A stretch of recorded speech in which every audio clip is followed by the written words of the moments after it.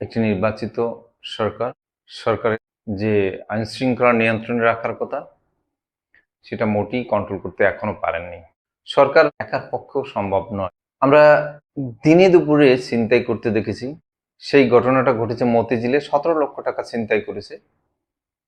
বিকাল 4টার দিকে মিটফুড হসপিটালের সামনে একজন লেখিকাকে ছুরি আঘাত করেছে। একই দিনে আজকে রমনা থানার সাবেক স্বেচ্ছাসেবক দলের বিল্লাল নামের এক লোককে ছুরি আঘাত করে হত্যা করা হয়েছে। তাহলে কি আমরা বলতে পারি কি সরকার আসলে আইন শৃঙ্খলা নিয়ন্ত্রণ করতে পারছে? মোটেই নয়। সরকার টোটাল আইন শৃঙ্খলার যে কার্যক্রম পরিচালনা করার জন্য যে সরকারের যে ভূমিকাটা থাকার কথা ছিল সেটা সম্ভব না, একেবারেই সম্ভব না। সরকারের উচিত সরকারের যে পর্যায়ে যে প্রশাসনিক কাঠামো তৈরি করার কথা ছিল, সরকার সেই জায়গা থেকে ব্যর্থতার দিকে ধীরে ধীরে চলে যাচ্ছে এবং সরকার কোনো জায়গায় কন্ট্রোল করতে পারতেছে না। প্রশ্ন হচ্ছে এখন এটা কেন বা কি কারণ হচ্ছে, কোথা থেকে হচ্ছে, কিভাবে হচ্ছে?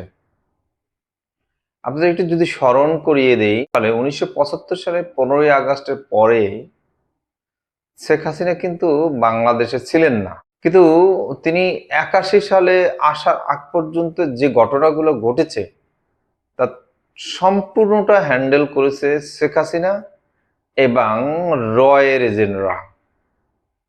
বাংলাদেশে মোটামুটি ধরে নিবেন যে বাংলাদেশের রয়ের এজেন্টরা মোটামুটি সরগম, এবং গোয়েন্দা সংস্থার লোকেরা কি আদৌ জানে না যে এখানে এমন ধরনের ঘটনা ঘটছে? দিনে দুপুরে ঘটনাগুলো ঘটছে, ধর্ষণ থেকে শুরু করে ছিনতাই, চুরি, ডাকাতি সব বেড়ে গেছে।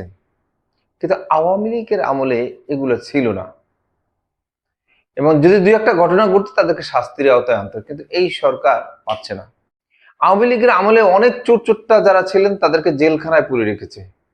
অন্তর্বর্তীকালীন সরকার আসার পরে এই চোর চোট্টা গুন্ডা বদমাশ যারা ছিলেন তাদেরকে কার ইশারায় বা কোন প্রক্রিয়ায় তাদেরকে ছেড়ে দেওয়া হলো, এখন শুনতে পাচ্ছি যে বিভিন্ন জায়গায় পিচ্চি হেল্লালের আধিপত্যর জায়গা, তেমনি আবার শুনতে পাচ্ছি ক্যাপ্টেন ইমনের আধিপত্যের ছেলে ফেলে।